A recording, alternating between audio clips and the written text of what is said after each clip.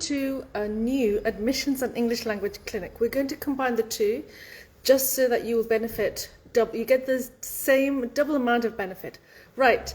The question is this. I'm sure you've seen it in the media. You've been hearing about this, rumors coming true and things like that about dependents. It's going to be officially announced tomorrow by UKVI with regards to the number of dependents coming into the UK is actually going to be stopped for postgraduate students. The only people who are allowed to bring their dependents is basically PhD students. Now, you are all my students with regards to masters, and you're probably saying, Ma, I want to come to the UK with my family. How do I come? Now, I'm an opportunist and I'm also an optimist, so 2 O's, and this is how you do it. So if you are watching me, okay, please make sure you share this, because I like to give you solutions to situations. Now, up to now, you know that when you get a master's admission, you can bring your family. Fantastic, happy days. Now, what I'd highly recommend is, the point is this: we cannot overrule the law. We can't go above the law. I would never ever encourage you to do that. So I think you'll have to do this. If you've got to think of this as a long game, okay, you've got to do it the proper way. So what does that mean? So basically, come. Don't stop coming. If you'd like to come to the UK to study for a master's, come. Then you'll say, what about my family? Fine. Now, a master's, if you come for September, sorry, I'm standing here because we've got big issues. I forgot to bring my selfie stick. Right. So basically, if you come in January, for example, you'd have a visa for 15 months. 15 months. If you want to be separated from your family, I know it's easier said than done, but the maximum separation will be 15 months. After that, so what? So what? You do your degree properly. Do the right degree. Come through UK Bright Education through me. I would generally actually go through the career prospects for your degree. Do not apply a degree just because it's easy. Okay, I've already had students. This morning I had conversations with one sister. She said, I want both my brothers to come. And I'm not going to say the subject name, but they said they just want to study the subject. I said, no, don't do that, my friends. The whole point of coming to the UK is for you to graduate and to get a proper job with a future. There is no point, my friends, for you to come to the UK, graduate, and you end up doing any odd job. Okay, with respect, with odd jobs, we need them. Without them, we can't survive. But you want to be here for the long game. What's this got to do with dependence? You might be thinking, okay, she's going on and on about jobs. Apply for a tier 2 apply for a proper job where there are tier 2 sponsors. When that is the case, my friends, then they will sponsor you for 5 years. Your family can come then. How does that sound? Someone respond. There's 4 of you watching. Cloud T, you're here, you're watching. Who else is here? Let me see. What do you think of my suggestion? Cloud T, well, David is here. Akintunde is here. Akinola is here. Let me know. Obviously, Emilia is here, but she's going to come in a minute. So basically, that's the plan. Still do the masters. If you miss family, you can go there and visit them, or they can come on a different visa and just to visit you and then come and go. But it's for a short period of time. I know it's painful, but no pain, no gain. I'm just giving you a suggestion. Don't take me wrong. Still think of a bigger picture. Can you imagine being tier 2 sponsored? You'll be sponsored by your employer for 5 years. Bring family. Option number 1. Option number 2 is this, my friends. Think of big things. Think of a big picture. After MSc, do PhD. Who's there to stop you? If you are good in your field, then why not go up the academic ladder, if that is your thing? And as you know, for dependents, you can bring them when you're doing your PhD. Okay? So have a good think about it. It's not something to take lightly. People are worried. I get that. People who have to come here who don't have family, that's fine. Right, Cloud T saying, you are right. It's better to finish your study and get a better job. A certificate is wasted. Oh my goodness, there's one person who believes me. Okay, right. Akintunde, it's a fantastic idea, but most people go with family, so that, okay. Right, I'm going to answer that question about finance. Don't come until you have the means. Okay, you know, you've got to think of education. I know it's easy said than done. I get that. I can turn there, but I know why. We all know. Okay, but what I'm going to say is that come with your money. Okay, come with your money. Pay it off as you're going along. Only then think of the longer picture and then bring them later on. But I understand what you're trying to say. Right? Is there any other points there? I need to know because okay. That's Akintunde and that's which one of my friends are here? Let's see. Sultan, Assalamu alaikum. We've got David, we've got Akintunde, we've got Akinola. Akinola, you haven't said anything. Right, Tufal, I was just wondering, I'm going to bring my colleague, right, Tufal, I'm going to bring you on because if there's any students who are interested in studying in the UK and they want admission, I need you to write down the email address. Okay, sorry, my husband said to slow down. I can't help it. Right, let me see. Tufal, if you can, I'm just going to ask you to join. He won't like this, but where's Tufal? Tufal. He's my colleague. He's the one who checks your documents, guys. Okay, right. Any questions so far? Right. Alaikum salam. Okay, fine. Some of you guys here, good. Right, next point is this. Number one, don't panic. Please don't panic. Come and talk to me, DM me, find a solution, okay? You know the saying, when one door closes, another will open. Forget doors. If one door closes, a window will open. We have to find a way forward for you to do that japa. We've got to find that way to make the betterment for my students through education. That is my bread and butter, okay? This news has an impact on all of us. But we have to find a proper way of coming to study in the UK and getting a better future. Okay? Like I said, like I told you this morning, a student said, my brother wants to do this. I said, why? Why don't you just do any degree? No. Let's talk properly. Let's go on Google Meet. Let's find things which will be good for you, which you will find interesting, and something where you know there's a future. Okay? For example, let me give you a scenario. By the way, there's still places at Kiel University if you have IELTS. I know most of you don't like to do IELTS, but I'm just saying Kiel University accept IELTS. Look at the stories. If any of those degrees are suitable for you, they still have places in September. I can help you and accelerate your application further if you have the means. Otherwise, if you want to go for pre-masters, if you've got a huge study gap, come in January, my friends. If your study gap is more than 7 years, and you can do pre-masters leading to masters. Forget pre-masters. If you want direct masters, just find out from me. Okay? Ravensbourne University in London. All you need to pay is £13,500. Get the job done. Get the degree done. There's a limited number of masters in January. But if you just DM me, I'm more than happy to consult with you and tell you which degrees are available at Ravensbourne. Why do I talk about them? Because the offer letter process time is 48 hours.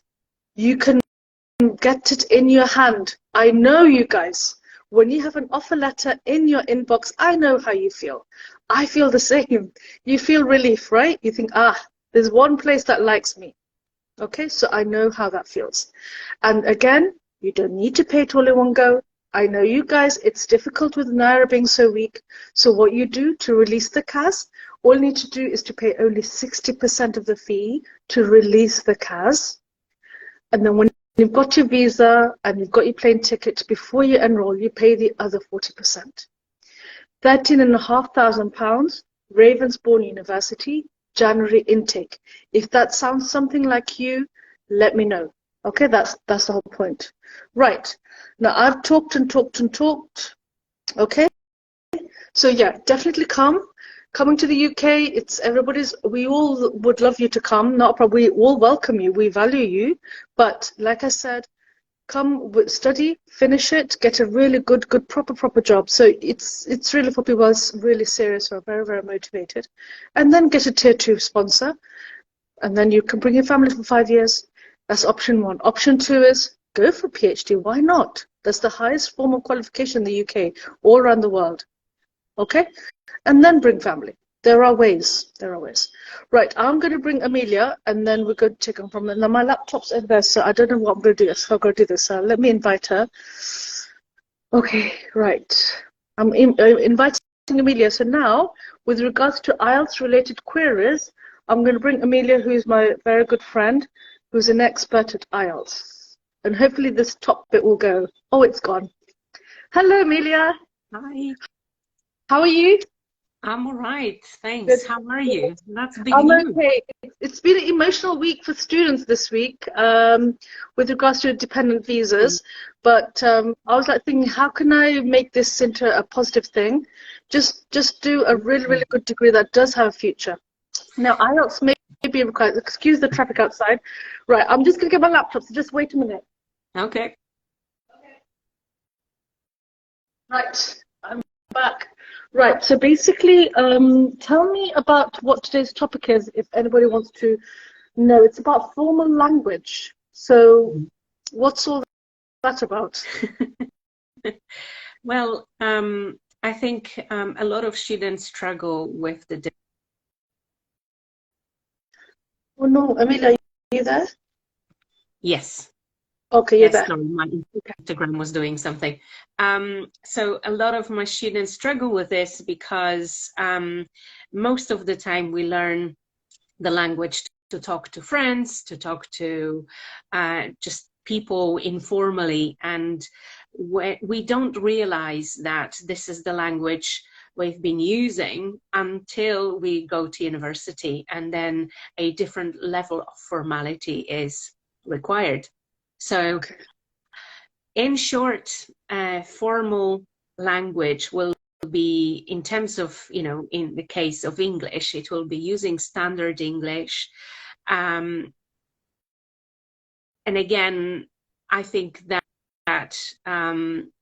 you don't have to speak like the king or the queen, but simply think about it this way. It is the language used in formal situations when communicating with people you don't know. Okay. And that level of formality is sort of expected in professional circles and in academic circles. So That's we're not the talking to somebody importance. like they are a friend. We're not inviting them to, I don't know, to have coffee with us during the break. It's somebody we don't know, somebody in a position of authority, or somebody we respect because of, for example, their academic achievements. And so, So, mhm. sorry. So, how do you prepare for that? I mean, we all have our informal languages, but how do you prepare for using formal language? I think the most important thing to realize, it's the language we usually don't speak in, is the language we write in. So, Right. and read in, let's say your academic course books and all the material that helps you prepare for studies. So it's about concentrating on grammar and vocabulary that is considered formal. So more complex sentence structures. What does it mean? Make sure you make friends with the passive voice. Make sure you use relative clauses. Make sure that you're familiar with reported speech. Even linking words that go beyond, our favorite however or furthermore. And simply we need to make choices. So let me give you an example. A lot of my students in essays about children, they obviously want to use synonyms, so they will replace children with kids. Okay. Oh, Not a good informal. idea. Ooh. Okay, that's informal. Yes, exactly. Okay. So basically, we need to ask ourselves the question, which is a more formal word to use? And this is a really cool thing to explore. Do I say I need, or do I write in my academic English, require or demand? Okay. Do I show, or do I exhibit or demonstrate or reveal? And two things that I see over and over again: things or stuff. These Okay. are items, subjects, elements, factors, aspects, considerations, equipment, tools. Please this will be homework for anybody watching right now or later. Yeah. Go on Google and type the word nice in your Yes, I search thought that word might come up. Yes, the word nice. together with a thesaurus or synonyms. Right. That will give you a beautiful list of all the awesome words you can use instead of nice, because everything is nice. Afsana is nice, Emilia is nice, the weather is nice, everything is nice. A lazy word. Did you know, when I was in, no, you probably don't know this, but in year 10, I used the word nice, and my GCSE teacher said, nice is the laziest word you could possibly use in any text. And there's so many alternatives to nice. So try not to use nice. So you've given several examples. You said, rather than say I need, say something else. Instead of say I show, say something else. Instead of saying nice, say something else, and don't say kids for children. Any other examples? Because I'd like to know if I'm using formal language. Is there any other common words? So I have another vocabulary piece for you. Instead of saying a small difference, we will say a minor difference. Nice. Minute or marginal. Right. If you just hear it, it has a completely different weight. It sounds differently, right? So this is the invitation to expand your vocabulary outside those lazy words. And so it's all vocab. So just improve your vocabulary. Yes. And grammar. So like I mentioned, passive voice is one of the easiest and the quickest tools to use when you want to sound more formal. Right. Instead of saying, we are serving dinner, you will say, the dinner is being served.